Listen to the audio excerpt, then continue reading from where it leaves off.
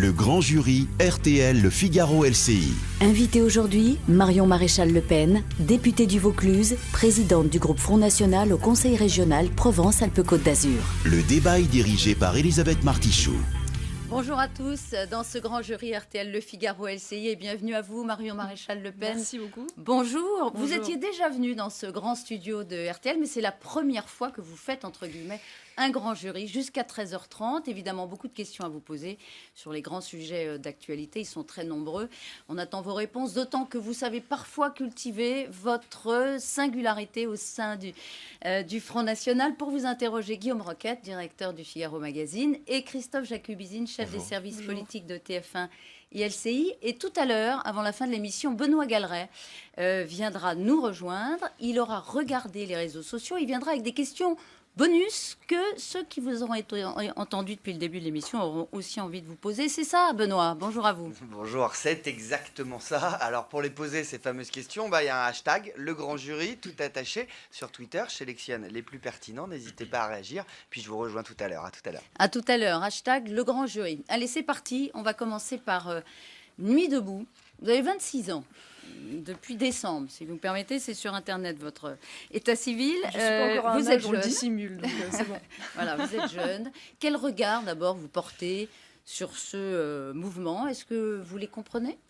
Moi, je vois là de nouveau une construction médiatique totalement artificielle. On essaye de faire croire un grand mouvement citoyen inédit en faisant une espèce de parallèle avec les indignés, comme on a pu voir en Espagne. Moi, je vois surtout, objectivement, une poignée de professionnels de la politique. D'abord, vous voyez, vous y êtes allé ou pas, de militants justement associatifs. Oui, j'ai regardé, j'ai vu les témoignages, je suis allé voir les vidéos, je suis allé voir justement un certain nombre d'articles de gens qui se sont rendus sur place et qui ont fait un constat un peu plus objectif qu'à travers le filtre gouvernemental en question. Et c'est vrai qu'on se rend compte qu'il y a beaucoup de militants associatifs, il y a beaucoup de syndicalistes, il y a beaucoup de militants politiques, comme les jeunes communistes.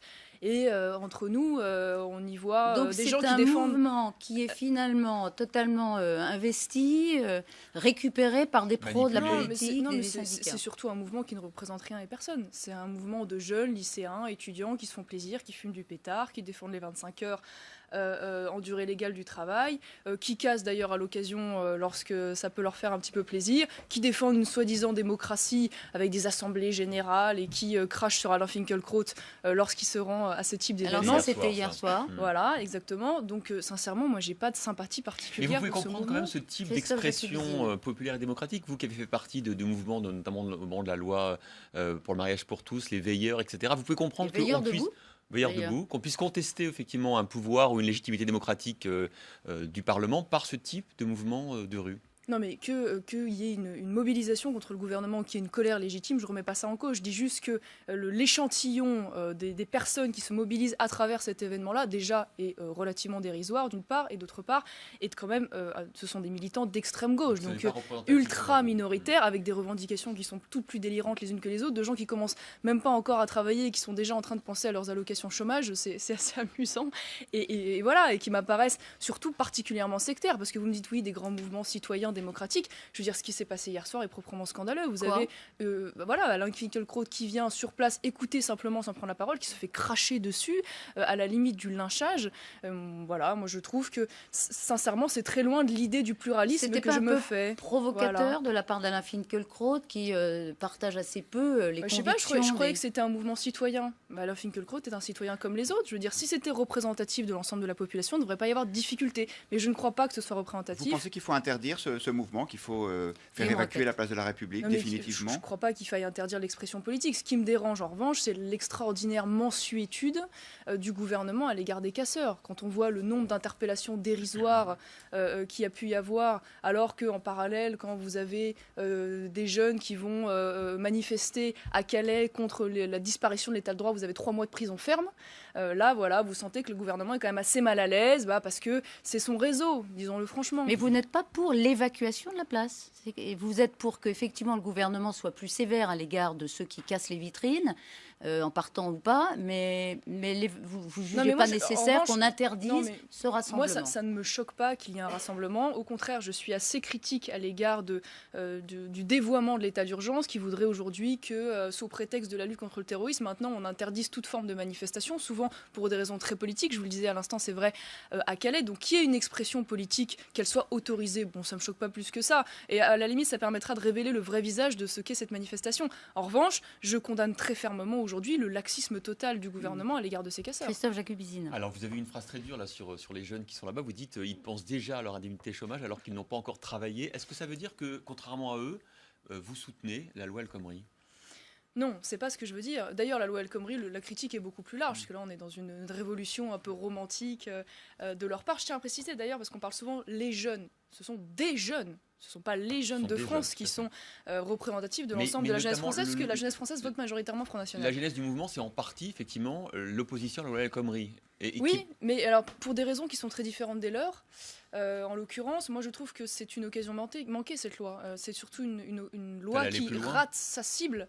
C'est-à-dire que c'est une loi qui se voulait pour aider, libérer les TPE-PME et qui en réalité ne répond absolument pas aux principales problématiques de ces TPE-PME. Je pense aux effets de seuil, notamment au seuil des 10 et des 50 qui sont très traumatisants. Pour installer des instances sociales à l'intérieur de l'entreprise. Oui, mais absolument, et qui entraîne un certain nombre de difficultés, qui fait aujourd'hui que vous avez 3 fois plus d'entreprises à 49 qu'à 50, ce qui est quand même révélateur. Je pense à l'accès au crédit, je pense aussi à la représentation syndicale, qui aujourd'hui est une grande difficulté et qui fait qu'on essaye de le contourner cela via des accords d'entreprise sans vouloir traiter le problème. Cette loi n'est pas assez pro-PME. Ah oui, clairement. La loi El Khomri, dans sa première mouture, en tout cas le projet de loi, voulait établir un barème pour limiter les indemnités aux prud'hommes. Et les patrons de PME demandaient ça, et finalement ça a été abandonné. Est-ce que vous seriez favorable à ce qu'on remette cette limitation des indemnités? Ça a été abandonné en effet. Moi, ce qui me posait une difficulté, c'est que c'était une chose qui pouvait s'appliquer également en cas de licenciement abusif. Bon, ça, sur le principe, ça me posait quand même un problème. Après, qu'il puisse y avoir une volonté de rassurer les chefs d'entreprise dans le cadre d'une procédure prud'homale, je pense que c'est une chose que nous devons entendre. Parce que c'est vrai qu'aujourd'hui, c'est souvent une inquiétude qui est un frein à l'embauche, disons-le franchement. Mais je vous le disais, à côté de ça, quid des baisses des charges? Quid de permettre aujourd'hui aux TPE-PME, par exemple, d'augmenter la durée du travail de leurs salariés? Parce que le problème des accords d'entreprise, c'est que ça va toucher une infime partie des entreprises. Il ne faut quand même pas rêver. Mais ça, c'était prévu au départ par la loi El Khomri. Une plus grande facilité dans le passage, par exemple, de 35 à 39 heures. Non, parce qu'en fait, en réalité, ces accords d'entreprise vont s'adresser à ceux qui peuvent avoir une représentation syndicale et donc une immense majorité des TPE-PME qui constituent quand même 95% du tissu économique en seront de toute façon exclus. Donc auront droit à un mandataire, oui, qui permettrait effectivement aussi au niveau de l'entreprise conclure des accords. Voilà, mais la difficulté, si vous voulez, c'est qu'on voit bien dans la réalisation de cette loi qu'elle ne va pas répondre véritablement aux difficultés des entreprises. Je pense aussi par exemple aux délais de paiement. Voilà, qui mettent aujourd'hui un quart des entreprises à terre et sur lesquelles il n'y a pas de réponse. Moi, j'ai lu très attentivement cette loi. J'y vois même des difficultés supplémentaires. Pardonnez-moi, l'augmentation, par exemple, des heures de représentation syndicale, alors qu'on est déjà en France, un taux de représentation, horaire qui est assez important. Moi, personnellement, je serais plutôt pour les réduire de 20%. Au contraire, elles vont être augmentées. Mais ce qui nous interroge, c'est qu'effectivement, vous étiez pour le retrait de cette loi El Khomri. Infâme, disait Florian Philippot d'ailleurs, parce qu'il fallait défendre aussi les salariés qui se sentaient attaqués. Et aujourd'hui, vous défendez des positions qui sont finalement très libérales. Je me suis pas prononcée à titre personnel pour le retrait. Je trouve que parce que moi je suis députée, si vous voulez, donc l'objectif c'est d'essayer après d'amender et de faire évoluer cette loi dans le bon sens. Mais c'est vrai que très sincèrement, que ce soit dans la première ou de la deuxième version, on voit bien que la loi manque sa cible, tout simplement. Et c'est vrai que dans la première version, il y avait des choses qui étaient, il faut le dire, extrêmement critiquable sur la possibilité, à travers les accords d'entreprise, par exemple, d'augmenter la durée du travail sans augmenter le salaire en parallèle. Mais pas que. D'ailleurs, le patronat, globalement, il était favorable à cette loi au départ. Il disait ça va dans le bon sens. Donc, et vous aussi, vous tenez cette ligne-là, alors même que votre parti, encore une fois, quand le numéro 2 du parti dit cette loi est infâme, on se dit, il y a peut-être 2 lignes au Front National. Une ligne plus libérale et plus pro-patronale que vous incarnez, et une ligne, on va dire, plus plus à gauche socialement. Non, je ne crois pas, parce que vous dites oui, c'est une démarche très libérale. Mais je veux dire, aujourd'hui, au Front National, nous sommes des souverainistes, libéraux, attachés aux libertés économiques. Vous dites, nous sommes libéraux, c'est un terme que vous assumez. Nous sommes attachés aussi à l'économie de marché, et nous avons une économie qui se veut principalement en faveur des TPE-PME. Ce que nous disons à travers cette loi,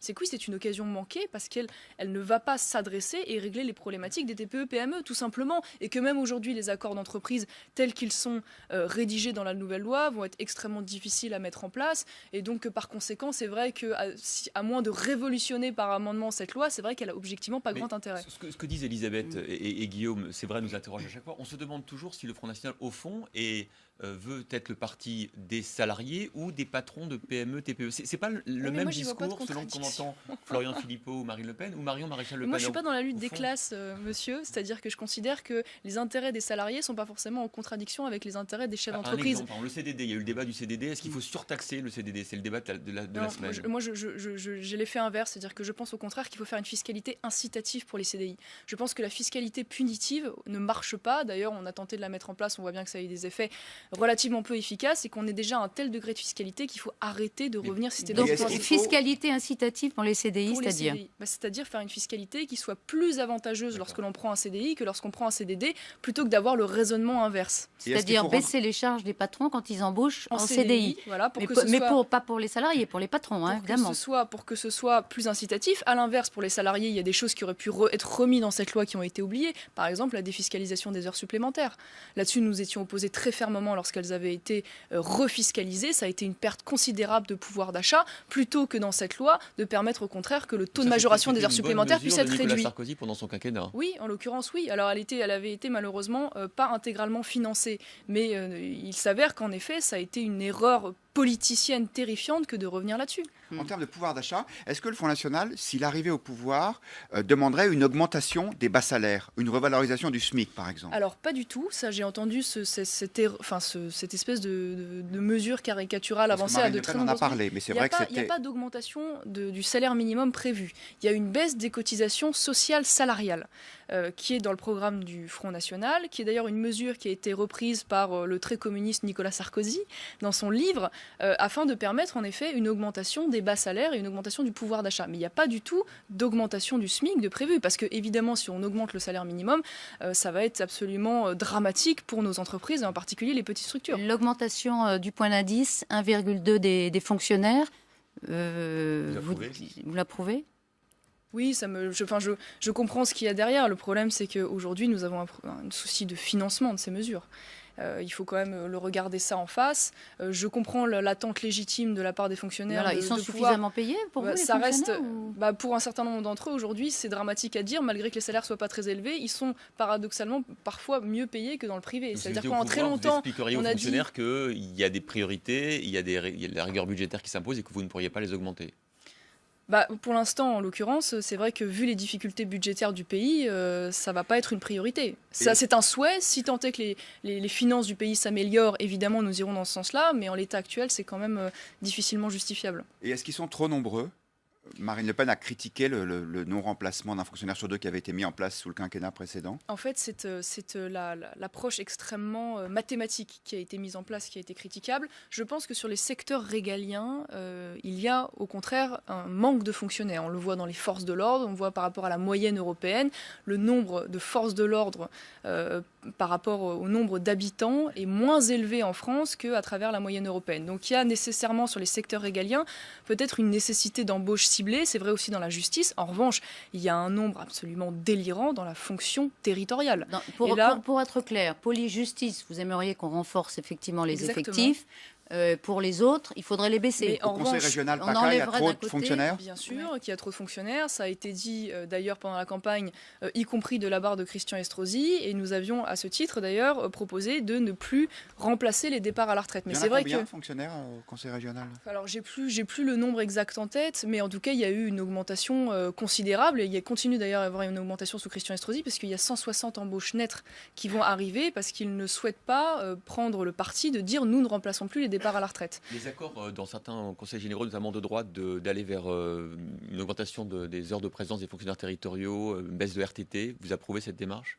En fonction des... après, ça dépend des spécificités de chacun. Mais aujourd'hui, nous en sommes à un tel degré de difficulté budgétaire que ça ne me choque pas. Voilà, ça ne me choque pas aujourd'hui que l'on puisse éventuellement les élus FN ont voté au Conseil général par Alpes-Maritimes ce type de mesures. Je crois que nous n'avons pas d'élus au Conseil départemental du 06. D'accord. Voilà. Okay. Donc la question ne s'est pas posée, mais sur le principe, vous êtes plutôt favorable. Moi, je pense qu'il faut baisser aujourd'hui le nombre de fonctionnaires territoriaux. Ça paraît évident, ça n'est pas tenable comme ça. Ça a été l'une des dérives d'ailleurs de la de la libre administration des collectivités territoriales qui fait que nous sommes tombés aussi dans un système un peu clientéliste, disons-le franchement. Alors, on va parler de François Hollande qui était jeudi soir sur France 2 pour une émission Face aux citoyens et qui à un moment, confronté à un des citoyens électeurs du Front National, a dit cette phrase: il ne faut pas aller vers un remède qui serait pire que le mal, en parlant du Front National. Donc le remède qui serait mortel, c'est le Front National. Attention aux médecins qui tuent le malade. Voilà. C'est de la politique du slogan, on continue à faire de la morale pour ne pas entrer sur le fond des idées. Moi, ce que je constate, c'est que sa médecine à lui, que ce soit dans le diagnostic ou dans les remèdes, a été quand même relativement peu efficace. Donc on continue en fait d'essayer de faire peur aux Français, mais sans qu'il y ait d'arguments réels et d'arguments de fond qui soient avancés. D'ailleurs, on le voit bien face à cet électeur que François Hollande a été incapable d'apporter une véritable réponse. Objectivement, moi je ne comprends pas comment François Hollande a pu se prêter à cet exercice médiatique. On a assisté à un abaissement terrifiant de la fonction présidentielle. Il se fait couper la parole, il rame, il ment, il essaye de placer coûte que coûte ses petits éléments de langage. Non mais je veux dire, quand il nous explique que la France va mieux, en total décalage avec la réalité des Français. La croissance repart un peu quand même, les déficits sont contenus. Oui, qui reste objectivement probablement largement dû d'ailleurs plutôt à un contexte mondial qu'aux véritables réformes qu'il a mis en place. On continue à avoir un ralentissement de la hausse en réalité de la dette, donc ça reste quand même relativement critiquable. Autre indicateur favorable, c'est effectivement les investissements aussi qui sont en partie repartis. Enfin, vous dites qu'il ment en tout cas, mais pour revenir à l'abaissement de la fonction présidentielle, il dialogue avec les Français. Voilà, il y a un contact direct qui se fait, et aujourd'hui, c'est vrai que les politiques ont un contact assez direct avec les citoyens. Il ne s'agit plus d'intimider et d'impressionner. Il y a un exercice, un échange. Que ce soit François Hollande ou que ce soit quelqu'un d'autre, j'estime quand même que il y a une façon aussi d'interroger le président de la République. On peut être sans concession, sans être irrespectueux. Je trouve que quand on coupe la parole au président de la République, ça me gêne. Voilà, que ce soit François Hollande ou quelqu'un d'autre, j'estime que c'est un exercice qui participe de l'abaissement de la fonction présidentielle. Est-ce qu'il y a un moment en particulier qui vous a frappé ? Je n'ai plus souvenir en tête, j'ai regardé l'intégralité, c'était très long, mais c'est vrai que j'ai trouvé qu'il avait été, à travers la fonction, assez malmené. Moi, je ne défends pas du tout François Hollande, je suis très critique, mais ce qui me dérange, si vous voulez, c'est qu'à travers lui, c'est l'institution en elle-même, si vous voulez, qui est frappée pour lui et pour les suivants. Et c'est ça qui me pose une difficulté. Faut dire aussi pour lui et pour les suivants. Ça a été une erreur terrible de faire cet exercice, puisque évidemment, on ne rattrape pas 4 ans d'échec à travers un grand show de communication, et ça, il va falloir qu'ils finissent par le comprendre. Et que c'est sa défense, si vous voulez, à travers des petits éléments de langage. Oui, le pacte de responsabilité, par exemple, dans le quotidien réel des Français, n'a pas eu du tout l'impact qu'il défend. Juste revenir une seconde sur l'électeur FN, Antoine Demeyer. D'ailleurs, vous le connaissez, pas du tout, il n'est pas adhérent, manifestement. Il n'est pas adhérent. Non, il n'est pas adhérent. Il est électeur. Voilà. Je ne peux pas vous en dire plus. Il a répondu à cette injonction de François Hollande, qui consistait à dire que le remède serait plus dur pour le patient qu'autre chose. Il faut parfois guérir le mal par le mal. Le mal, même lui, il parle du Front National en disant c'est le mal. Oui, mais je pense que évidemment la phrase est très maladroite, ça paraît évident. Il ne reste pas dans l'esprit de vos électeurs que malgré tout, le Front National, c'est négatif, c'est répulsif, ils sont obligés de dire je ne suis pas raciste. Oui, mais ils se sont obligés de se justifier parce que nos électeurs, comme nos élus d'ailleurs, sont acculés en permanence. Et qu'aujourd'hui, je vous le disais, au lieu de nous opposer des arguments politiques de fond, on préfère être dans l'invective, dans la morale, faire une déclinaison de phobies, xénophobes, homophobes, europhobes, et je vous en passe, et que on nous accule sur le plan moral. Donc c'est vrai qu'ils se sentent parfois obligés de se justifier. Admettez tout de même que ça doit être relativement impressionnant de se trouver face au président de la République. Vous dites à la fois qu'ils ne sont pas impressionnés et finalement ils le sont. Non, c'est quand même impressionnant de se retrouver en direct sur un plateau de télévision quand vous êtes un citoyen qui n'est pas rodé à cet exercice. Et c'est vrai que, je pense que la phrase est maladroite, mais honnêtement, objectivement, quand vous voyez aujourd'hui en PACA qu'on fait 45%, vous n'allez pas me dire qu'on est uniquement dans un vote d'invective. Il y a un vote d'adhésion. Et vous, personnellement, vous sentez que c'est toujours difficile, compliqué, personnellement, d'être du Front National aujourd'hui ? De moins en moins. De moins en moins, je le vois dans l'institutionnalisation du Front National, je le vois dans la façon dont on a été accueillis par les institutions, justement, les chambres d'agriculture, les syndicats patronaux ou salariés pendant la campagne. Ça va de mieux en mieux, mais c'est vrai qu'il continue à avoir un cordon sanitaire, si je puis dire, maintenu artificiellement par nos adversaires, parce que c'est la seule bouée de sauvetage qu'ils ont. Ce qui coince le plus aujourd'hui, c'est votre image ou c'est votre programme en particulier économique qui fait peur, la sortie de l'euro Non, je crois qu'il y a beaucoup d'irrationnel, en fait. Je le vois, je le perçois. Vous l'avez dit quand même dans une interview à un magazine en ligne.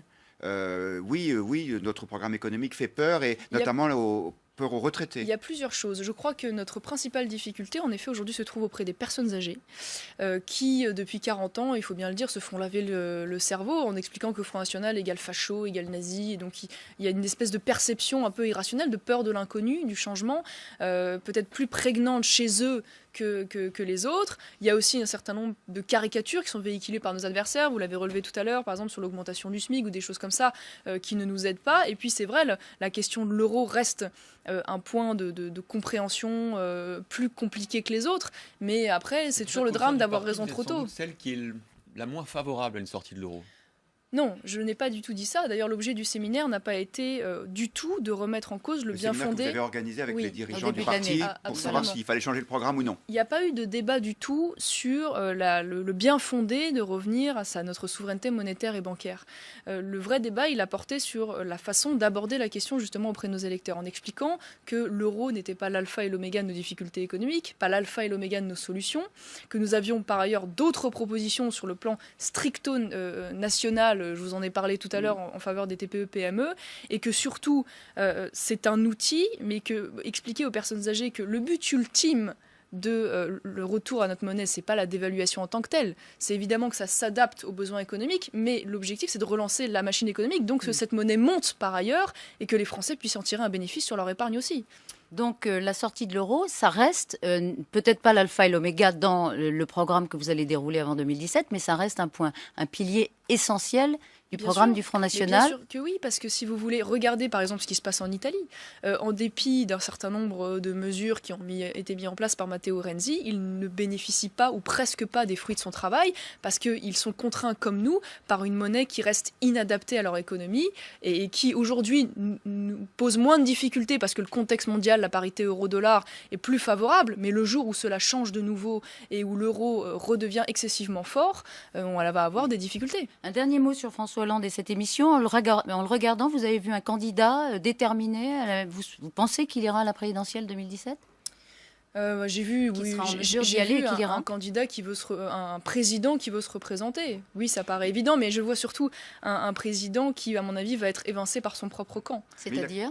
Je pense qu'aujourd'hui, la gauche ne veut pas que François Hollande soit candidat. Alors lui essaye de se débattre en faisant mousser Emmanuel Macron. Je suis convaincue qu'aujourd'hui, l'initiative d'Emmanuel Macron n'a pas pu se faire. De François Hollande, moi, je suis convaincue qu'aujourd'hui, l'initiative politique d'Emmanuel Macron n'a pas pu se faire sans l'aval de François Hollande. Ça paraît invraisemblable aujourd'hui qu'un ministre lance un parti politique, je veux dire. Vous dites ça peut-être parce que finalement Emmanuel Macron est une forme de concurrence quand il dit ni de droite ni de gauche. Lui aussi, il se présente comme un hors-système, un candidat hors-système potentiel. Je dis ça parce que je pense qu'il a vu les velléités présidentielles de Manuel Valls, qu'il s'en inquiète légitimement, et que donc il essaye de court-circuiter cela à travers Emmanuel Macron. Manuel Valls. Je ne sais pas s'il est plus dangereux, mais je pense que... Non, mais parce que je vois les velléités présidentielles de Manuel Valls, légitimement par rapport à François Hollande, il aurait, je pense, plus de chance en effet, mais je ne m'inquiète pas pour autant... Vous l'encouragez Manuel Valls plutôt Non, je ne les encourage pas, je n'encourage pas non plus Emmanuel Macron, mais je m'en inquiète pas, je vais vous dire pourquoi, parce que pour moi, Emmanuel Macron, c'est une sorte d'Alain Juppé avec 30 ans de moins et une barbe de 3 jours. Alain Juppé, oui, mais ça veut dire quoi sur le plan hollywoodien Alain Juppé, d'abord, c'est l'adversaire le plus redoutable de Marine Le Pen aujourd'hui dans les sondages. Pour 2017. Ensuite, il a une durabilité forte. Ça veut dire que pour vous, Emmanuel Macron, c'est pas une météorite. C'est pas quelqu'un la coqueluche Macron va pas s'évanouir demain. Il représente quelque chose de stable. Non, ce que je veux dire, c'est que pour moi, c'est la réincarnation ou plutôt la poursuite du logiciel qui nous a menés dans le mur et qui est le logiciel d'Alain Juppé. C'est la génération, il faut quand même avoir conscience, la génération politique qui est en train de sacrifier les 80 générations françaises qui ont précédé et peut-être toutes celles qui vont suivre et qui participent de la même logique. Et surtout, je ne comprends pas, j'ai du mal à saisir en fait l'engouement à l'égard d'Emmanuel Macron. C'est quoi le bilan d'Emmanuel Macron ? Je veux dire, il est président de l'économie maintenant. Il est président de l'économie. Excusez-moi, ministre de l'économie, pas encore président, fort heureusement. Il est ministre de l'économie maintenant depuis de très nombreux mois. Je veux dire, ça n'a pas empêché le chômage. Aujourd'hui, en creux, il dit qu'il regrette finalement qu'on ait arrêté les réformes, qu'il est empêché et que justement, il va donner des perspectives économiques. Ces gens-là sont aux affaires. Je veux dire, c'est extraordinaire. Il est ministre de l'économie. Il est en train de nous expliquer, alors qu'il est aux affaires, qu'il va tout faire demain et que, en dépit de cela, le chômage a continué à augmenter sous son ministère, qu'il a fait une loi, parce que le bilan d'Emmanuel Macron, c'est une loi dont tout le monde s'est accordé à dire très honnêtement qu'elle n'était pas à la hauteur de l'enjeu, que c'était une espèce de fourre-tout complètement illisible. Cette Macron-mania, justement, vous agace un peu parce qu'elle vous fait un peu peur, peut-être, parce que justement, c'est un phénomène peut-être qui Vous n'avez plus le monopole, comme le disait tout à l'heure Christophe, justement de ce positionnement hors système. Il y a effectivement d'autres personnalités qui émergent, qui aujourd'hui font recette dans les sondages et qui peuvent capitaliser d'ici à 2017. C'est vrai, vous ne l'avez plus. Je pense que c'est une construction artificielle. Je pense, et nous l'avons dit à très nombreuses reprises, qu'en effet, le clivage droite-gauche en tant que tel est mort en tant que parti, que le vrai clivage aujourd'hui qui d'ailleurs est en train de s'affirmer dans la vie politique française, c'est le clivage entre d'un côté les fédéralistes européens, les mondialistes, et de l'autre les défenseurs de la nation, du mouvement national, et que en réalité Emmanuel Macron n'est pas ni de droite ni de gauche, il appartient à ce grand parti mondialiste, fédéraliste européen comme tous les autres. Manuel Valls, vous le jugez aussi sévèrement quand dans une interview il dit il faudrait interdire le voile à l'université. Je sais que les Français ne sont pas convaincus que l'islam soit forcément compatible avec la République. Là, vous reconnaissez une forme de vision. Il y a un téléphone qui sonne là avec la musique des tontons flingueurs. Si ça pouvait s'arrêter, c'est un peu troublant. Pardon Guillaume. Manuel Valls qui dit, c'est rare chez un homme de gauche, oui, il faut prendre des mesures fortes comme l'interdiction du voile à l'université. Oui, mais le problème, si vous voulez, de Manuel Valls, c'est qu'en effet, on peut lui accorder peut-être un peu plus de lucidité dans les mots, mais concrètement, parlons par exemple de la lutte contre l'islam radical. Aujourd'hui, c'est vrai, il parle de l'islamisme, il ose dire qu'il y a donc une dérive aujourd'hui de l'islam qui se radicalise, bon, très bien, dont acte, mais à côté de ça, concrètement, où en est-on aujourd'hui de la fermeture des mosquées radicales ? Je vais vous parler par exemple du département de Vaucluse, qui a fait l'objet d'un certain nombre d'enquêtes, notamment dans Paris Match, à Avignon, qui a révélé qu'il y avait aujourd'hui une colonne vertébrale du salafisme qui convertissait, qui avait des propos de haine d'un réseau d'associations. Strictement rien n'a été fait, aucun imam n'a été expulsé, inquiété, il n'y a pas eu de fermeture de ces mosquées, il n'y a pas eu d'identification. Bernard Cazeneuve a annoncé en décembre un certain nombre de fermetures. Mais je vous donne un exemple concret. Voilà, le département de Vaucluse, il ne s'est rien passé. Mais donc, de quelle mosquée parlez-vous dans le Vaucluse précisément qui nécessiterait selon vous nombre à Avignon. Il y en a à Bolène, il y en a une à Carpentras qui est sur le point d'ouvrir. Des mosquées salafistes où les prêcheurs prônent l'islamisme radical. Bien sûr. Et mosquées officielles. Et pourquoi, à votre avis, on ne fait rien ? Mais parce qu'ils sont tétanisés. Parce que déjà, le réseau est extrêmement puissant, quoi qu'on en dise. Qu'on se rend compte d'ailleurs qu'un certain nombre d'associations, qui sont d'ailleurs des associations sportives, culturelles, qui ne disent pas vraiment leur nom, sont financées par l'argent public, et qu'ils craignent une réaction, ils craignent les émeutes de 2005, tout simplement. Donc, ils ont peur. Ils savent que ces réseaux islamistes aussi tiennent parfois les banlieues, à travers aussi indirectement les trafics d'armes, les trafics de drogue, et donc ainsi ils achètent la paix sociale. Ouais. Voilà. Et les maires FN, pour terminer en quelques secondes, on s'arrête dans 30 secondes la première partie, doivent refuser par exemple de prêter des terrains pour que la communauté musulmane puisse prier dans des conditions correctes. Moi, je ne comprends pas l'esprit qui voudrait que ce soit au pouvoir public, soi-disant, d'organiser une espèce d'égalité entre les religions. Je n'ai pas cette lecture-là de la laïcité. Si aujourd'hui des musulmans ont envie d'avoir un lieu de prière, c'est à eux de récupérer l'argent en refusant les financements étrangers, notamment d'un certain nombre de pays comme le Qatar ou l'Arabie Saoudite, et de se trouver leur terrain privé pour aller au bout de la logique. Mais moi, je comprends aujourd'hui, au vu de ce qui est en train de se passer, que les maires, notamment Front National, soient extrêmement exigeants avant d'accorder quoi que ce soit comme permis de construire. Marion Maréchal Le Pen, on se retrouve dans quelques instants pour la deuxième partie du grand jury RTL Le Figaro LCI. L'information, c'est à suivre. À tout de suite.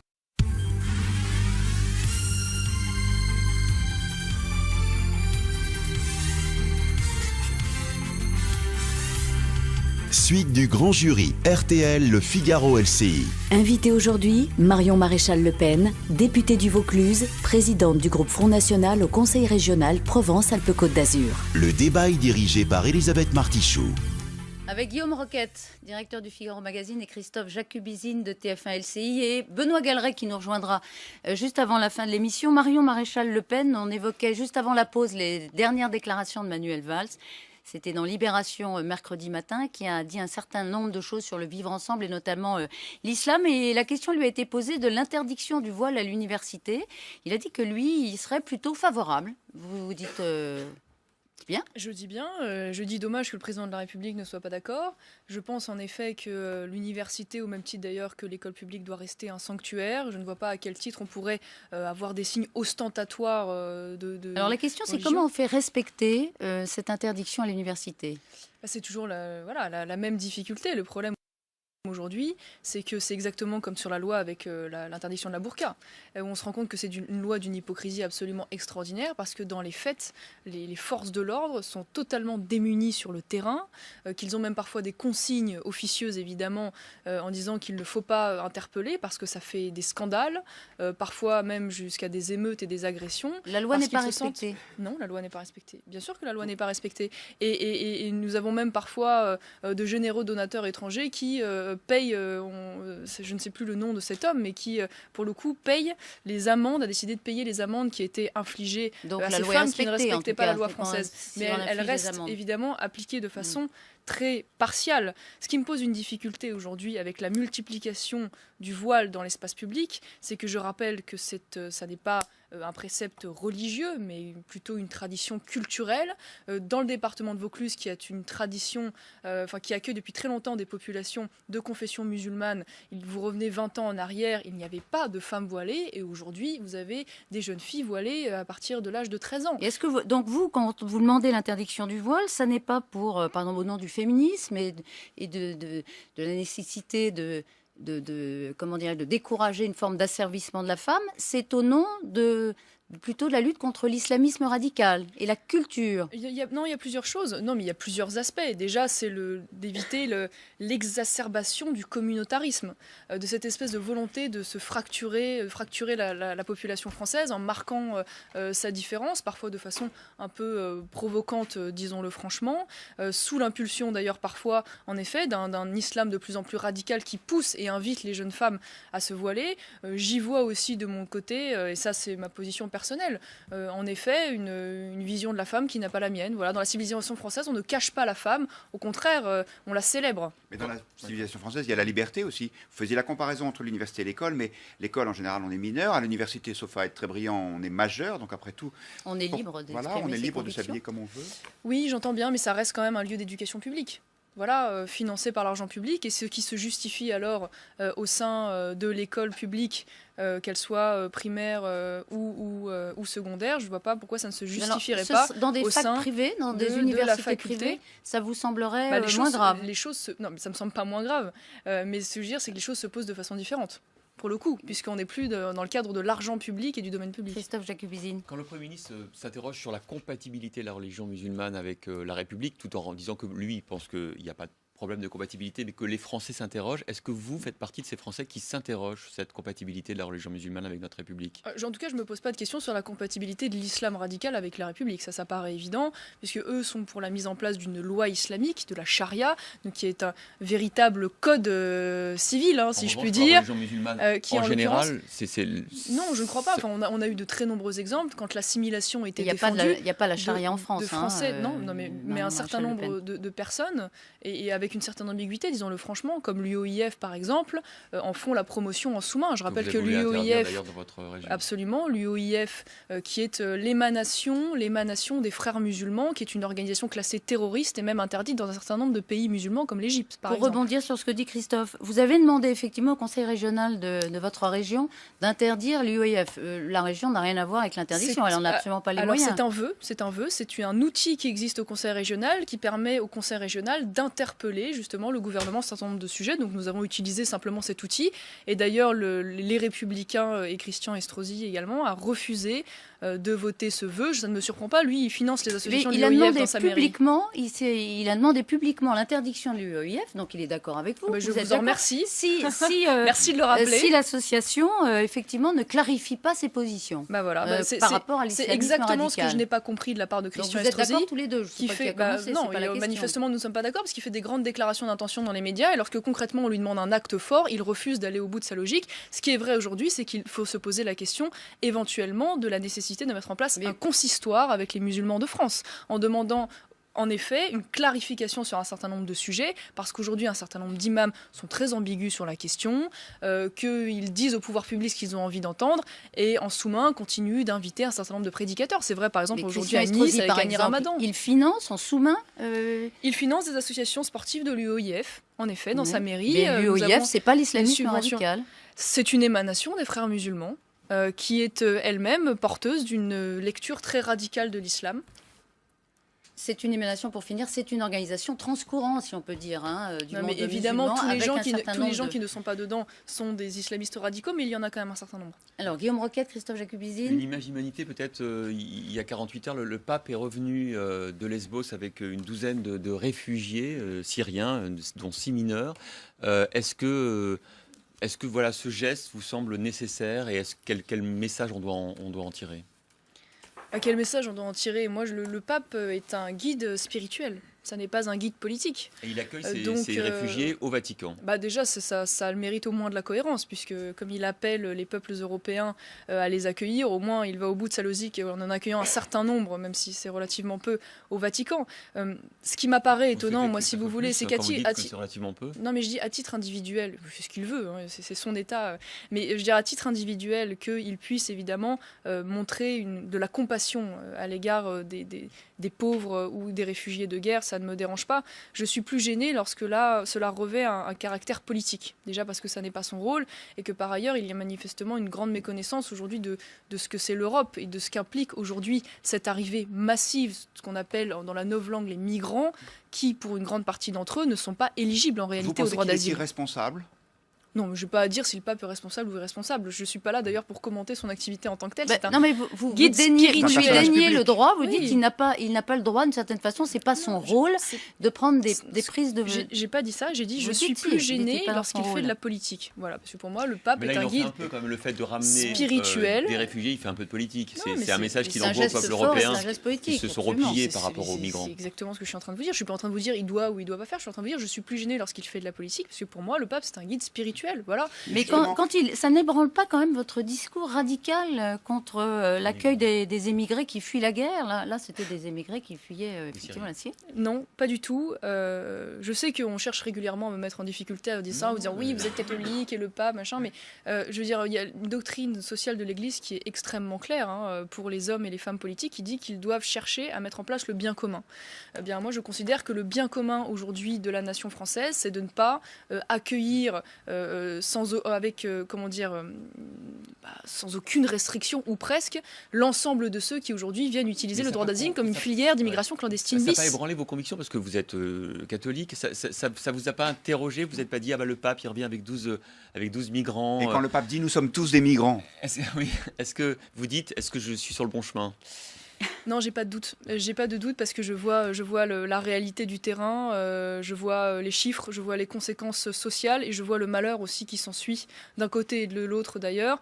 Moi, je suis plutôt de ceux, il l'a dit d'ailleurs également, le pape à ce sujet-là, qui doivent permettre aux gens de rester chez eux, de vivre en paix chez eux, et non pas de leur faire croire que nous avons encore des choses à leur offrir, parce que c'est pas le sujet. Non, mais vous me ferez pas critiquer le pape aujourd'hui sur le plateau, vous en rêvez. Non. Et puis c'est pas ça qui m'intéresse. C'est une question très sincère sur vos convictions intimes et au fond ce que cette démarche peut ou pas ébranler chez vous. Vraiment, c'est sans malice, je vous promets. Non, ça n'ébranle pas. Ça parce vous que touche quand même, je pense. Est-ce que ça vous touche quand il fait ça? Non, mais écoutez, franchement, c'est presque, ça devient insupportable. Vous voulez que je me confesse aussi éventuellement? Vous voulez me donner les sacrements? Non, pas encore. Comment ça se passe? Parce que je veux dire, honnêtement, c'est pas le sujet. Moi, je confonds pas la foi qui peut être celle de chacun et l'engagement politique. Bon, alors, puisqu'on parle de religion catholique, on verra qu'il y a un rapport. Est-ce que vous aimez les bonsaïs? Je vous pose la question. J'aime bien les bonsaïs, mais j'ai jamais réussi à les faire survivre plus de 2 semaines. C'est un vrai problème. Alors, pourquoi on dit ça? Parce que la Manif pour tous de Ludivine de la Rochère exige des excuses du Front National pour la phrase de Florian Philippot qui, à propos de l'abrogation de la loi Taubira pour mariage pour tous, a dit cette phrase. Finalement, c'est pas aussi important, ou c'est aussi important que la culture du bonsaï. Il y avait beaucoup d'ironie, mais c'était une façon de dire. Comme vous disiez sur l'euro, c'est pas l'alpha et l'oméga de notre programme au Front National. Voilà, ils exigent des excuses. Ils disent c'est pas très clair la position du FN sur l'abrogation. Moi, je trouve que, honnêtement, pour le coup, Ludovine de la Rochère a été un peu excessive sur ce sujet-là. C'est-à-dire c'est légitime de demander des éclaircissements à Florent Philippot, mais qu'elle a jusqu'à demander des excuses publiques à Marine Le Pen, qui a toujours été très claire sur la ligne officielle du Front National, qui était celle de l'abrogation votée à l'unanimité en bureau politique. Je trouve ça un peu déplacé. J'aurais aimé voir de sa part autant d'intransigeance à l'égard des reniements successifs des Républicains. Je n'ai pas vu cela. Bon, ça me dérange un petit peu.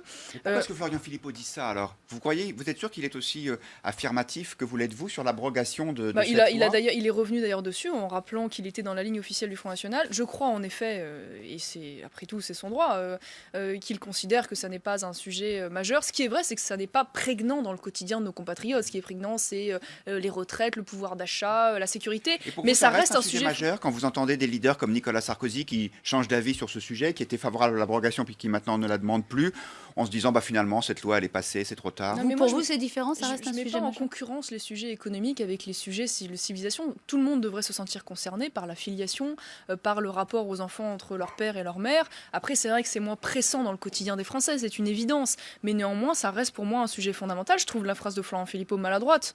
Je vous le livre très sincèrement. Je veux dire, si la culture du bonsaï entraînait des millions de personnes dans la rue, je pense que ça vaudrait le coup de s'y intéresser. Est-ce qu'une de vos phrases était aussi maladroite, celle où vous avez dit que cette loi sur le mariage pour tous ouvrait la voie à d'autres minorités, d'autres revendications comme la polygamie? Vous regrettez cette phrase ou pas? Pas du tout. Je la regrette pas du tout parce qu'elle avait une cohérence. Elle expliquait que si aujourd'hui on sortait le mariage de l'encadrement juridique de la filiation naturelle, à savoir un homme, une femme et l'enfant qui en découle, et qu'on en faisait simplement une reconnaissance sociale de l'amour, eh bien vous aurez demain d'autres minorités qui porteront aussi d'autres revendications en disant nous souhaitons que l'État revendique aussi notre forme d'amour. Apparemment, voilà. Ça a agacé Marine Le Pen. En tout cas, c'est ce que dit le Canard enchaîné, qui cite une phrase de Marine Le Pen. À cause d'elle, donc vous, Marion, je n'arrive pas à faire l'unité du FN. Oui, elle est tellement agacée qu'elle vient de me donner la direction d'un groupe de travail sur la réforme constitutionnelle en vue de 2017. Je pense sincèrement qu'il ne faut pas donner beaucoup corps aux rumeurs du Canard enchaîné. Ça, c'est une information. Qu'est-ce que ce serait la mesure que vous prendriez pour réformer la Constitution? Il y en a de très très nombreux. Parce que la Constitution, c'est long. La combien d'articles? Une cinquantaine, c'est le moins qu'on puisse dire. C'est tous à la fois au mode de scrutin. Donc il y aura la question de la proportionnelle, il y aura la question de la démocratie directe, pour mettre en place par exemple un vrai référendum d'initiative populaire, et pas cette espèce d'outil complètement artificiel qu'avait mis en place Nicolas Sarkozy avec le référendum d'initiative mixte. Ça va être la question de l'agencement avec les traités européens pour que la Constitution redevienne prépondérante sur ces traités européens. Voilà, ça va être vraiment extrêmement large. Parce que, par exemple, à un moment donné, il peut y avoir certains droits qui se font obstacle à la mise en place d'une politique Front National dans la Constitution. Je pense au préambule, le 46 et tout ça. Est-ce qu'il y a des freins? Il y a un certain nombre de freins. Il y a notamment une partie de la jurisprudence aussi du Conseil constitutionnel qui va nous amener à nous poser la question de savoir comment on peut dépolitiser ce Conseil en mettant peut-être en place des juristes expérimentés et pas en faire, je peux dire, un moyen de retraite dorée de ceux qui n'ont plus leur place en politique pour arrêter d'avoir des décisions politiques. Parce que, par exemple, je vous donne un exemple très concret, aujourd'hui, le regroupement familial est constitutionnalisé. Ça veut dire que la loi ne peut plus supprimer le regroupement familial. Ça, c'est à cause du préambule de la Constitution, dans lequel il y a la Déclaration des droits de l'homme de 1947, de mémoire. 46. Donc 46. Est-ce que vous pensez qu'il faut donc enlever, par exemple, de la Constitution cette déclaration qui permet au Conseil constitutionnel de se prononcer sur beaucoup de sujets? C'est un vrai problème, c'est la question du bloc de constitutionnalité, donc c'est-à-dire de la base sur laquelle se fonde le Conseil constitutionnel pour rendre ses décisions. Et c'est vrai qu'à ce titre, il y a dedans la déclaration de 1789, la charte de l'environnement et la Constitution de 1946. La logique voudrait qu'on les sorte. Parce qu'en effet, ce sont des textes qui ont valeur symbolique, pas juridique. Ils ont été le moyen pour les juges constitutionnels d'avoir une jurisprudence extrêmement interprétative, très loin du texte, voilà, et puis symbolique, et qui aujourd'hui permettent un pouvoir considérable. Après, nous allons justement réfléchir à cela, sans remettre en cause évidemment la légitimité d'un Conseil constitutionnel, mais de savoir comment on dépolitise cela et on redonne tout son pouvoir à la souveraineté nationale. Le mois dernier, vous avez tendu la main à un certain nombre de responsables de droite que vous avez nommés d'ailleurs, Henri Guénaud, Jacques Millard, Éric Ciotti, Nicolas Dupont-Aignan, Philippe de Villiers, en disant on a des choses à faire avec ces gens-là, ils pourraient rentrer dans notre gouvernement, il y a une alliance qui serait souhaitable avec eux. Est-ce que vous avez eu des retours? Est-ce qu'ils vous ont répondu? Non. Non, ils m'ont pas Aucun d'entre eux. Non, ils m'ont pas répondu. Après, il y en a un certain nombre avec qui j'ai des rapports tout à fait courtois et cordiaux. Moi, je les invite juste. Non, mais un certain nombre de députés qui sont à l'Assemblée, ou Philippe de Villiers, ça ne nous aura pas échappé puisqu'il avait appelé à voter pour moi aux élections régionales. C'est vrai que j'essaye simplement de voir la cohérence. Je considère en effet qu'il y a un courant aujourd'hui au sein des Républicains qui malheureusement est minoritaire, qui est un courant national, souverainiste, patriote, qui a beaucoup plus de points de convergence avec nous qu'avec la ligne officielle des Républicains. Et que ces gens-là, très honnêtement, devraient travailler avec nous. Voilà, donc je souhaite qu'il y ait une recomposition de la droite française. Marine Le Pen est sur la même ligne que vous ?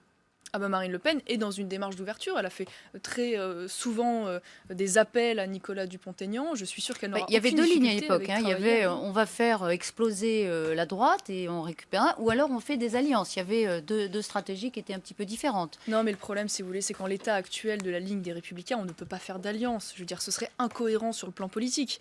On pourrait éventuellement travailler avec des personnalités au coup par coup au niveau local, ce qui se fera sûrement peut-être aux législatives. Mais en revanche, on ne peut pas faire des alliances de principe avec la ligne officielle des Républicains, qui est une ligne fédéraliste européenne, qui n'a pas la même ligne économique que nous. C'est pas possible. Très vite, parce qu'on va accueillir Benoît Galeret dans un instant. Il y a un colloque qui est organisé à Béziers, avec Renaud Camus, Éric Le Gallou, entre autres. Vous allez y aller ? Oui. Vous confirmez que vous serez présente ? Vous prendrez la parole ? Pas du tout. D'ailleurs, Louis Alliot sera également présent à cette conférence. Ça n'est pas une réunion de politique. Il n'y a aucun homme politique qui prend la parole. Ce sont exclusivement des journalistes, des intellectuels, des écrivains qui sont favorables à la théorie, entre autres, du grand remplacement. Pas tous, puisqu'en fait, ce sont des réunions thématiques de ces personnalités pour justement faire émerger un certain nombre de propositions. Il y a en effet Renaud Camus qui lui a théorisé ce grand remplacement. Voilà, qui est selon eux, selon ces théoriciens, la menace que la France d'origine chrétienne soit remplacée par une autre France d'origine culturelle différente. Oui, voilà. Mais ce qui est une réalité sur un certain nombre de territoires aujourd'hui. Vos territoires ? Une partie, en effet, des territoires de Provence-Alpes-Côte d'Azur. Vous dites que le grand remplacement est à l'œuvre dans le sud-ouest, dans le sud-est. Je dis aujourd'hui qu'il y a un remplacement de population et avec elle, un remplacement culturel, oui. C'est une évidence. Quand vous allez un certain nombre de quartiers, ils ont été nommés, ce qu'on appelait les Molenbeek français. Je ne sais plus ce qu'il reste vraiment de français là-bas, oui.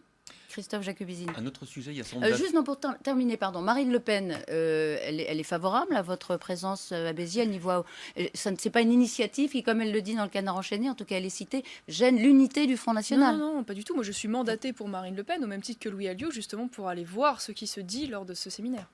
Très vite, Christophe. Oui, il y a une sorte d'affaires qui embarrasse en ce moment le Front National, notamment une avec le financement des campagnes électorales, la Suté Rioual, Frédéric Chatillon. Vous n'avez jamais fait appel à eux parce que vous sentiez qu'il y avait un problème sur cette manière de... J'ai toujours travaillé avec d'autres sociétés dont j'étais totalement satisfaite, d'une part. Après, c'est vrai que vous avez raison, il y a une espèce de persécution judiciaire à l'égard du Front National, parce qu'il y a une espèce de tribunal médiatique qui d'ailleurs ne réhabilite jamais, quand bien même les décisions ne seraient pas confirmées sur le plan judiciaire. Les procédures sont en cours, on verra. Oui, mais voilà, et néanmoins, c'est l'adage calomnier, il en restera toujours quelque chose, donc on jette un peu l'opprobre. Pour l'instant, il n'y a eu aucune condamnation.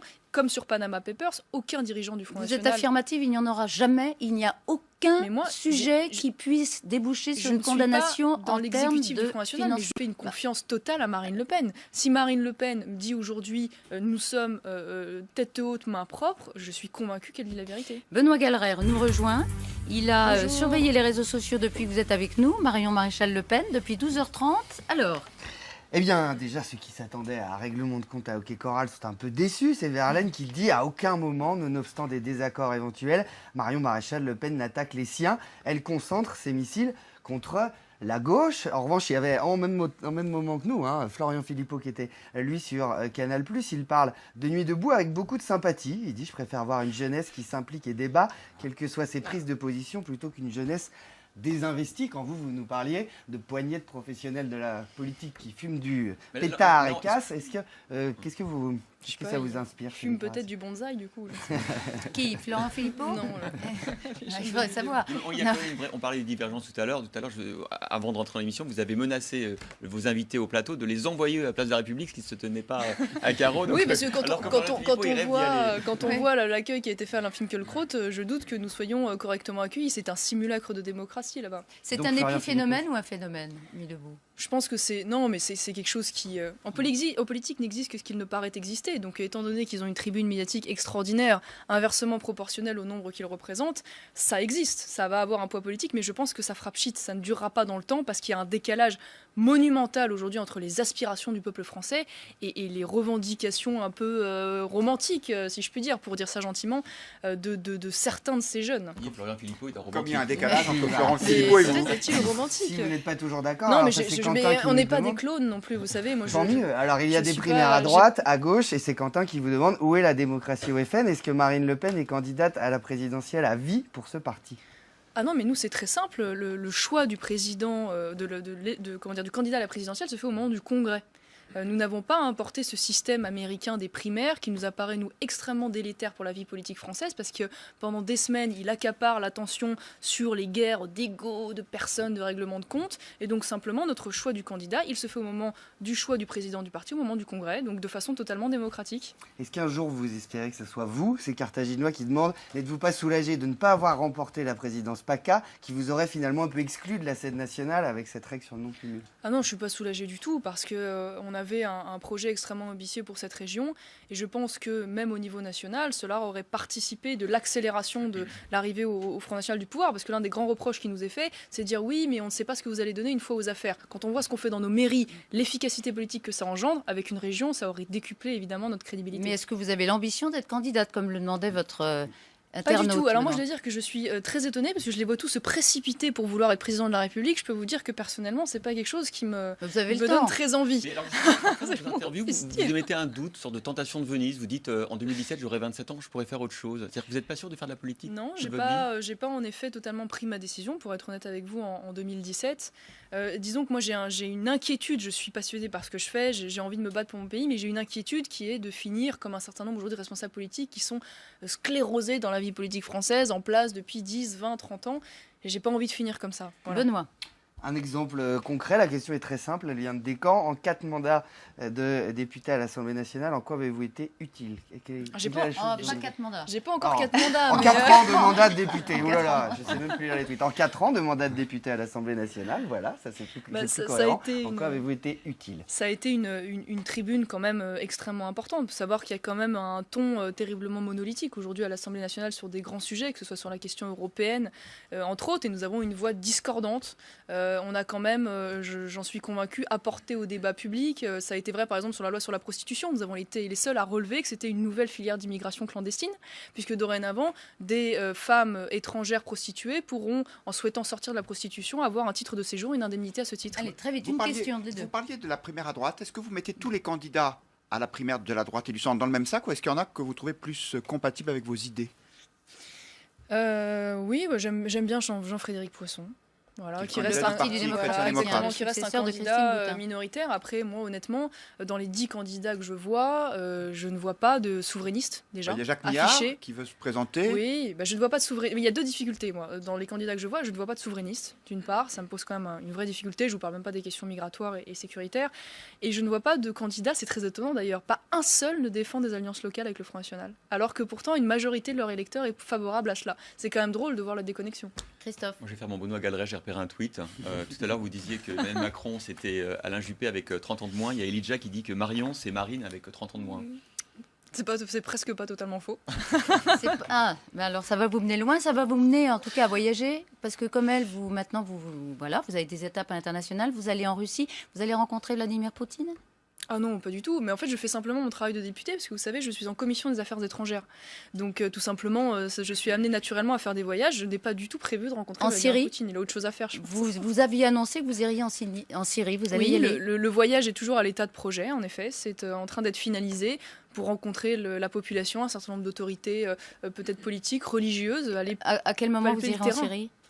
La date n'est pas arrêtée encore. Et en Israël, où le Front National n'a jamais pu vraiment se... Alors, là, je dois dire que j'ai été un peu dépassée parce que le journaliste en question lors d'un déjeuner de presse me dit est-ce que vous comptez partir en Israël? Je lui dis écoutez, ça n'est pas prévu au programme, mais pourquoi pas? Et ça s'est transformé en Marion Maréchal Le Pen part en Israël, le CRIF s'y oppose, mais non, pas du tout. Enfin, bon, voilà. Un peu dépassée par les événements. Je dis ça n'est pas prévu, Donc vous avez renoncé à... problème de principe à y aller. Ben non, mais vous avez un problème pour y aller tout court.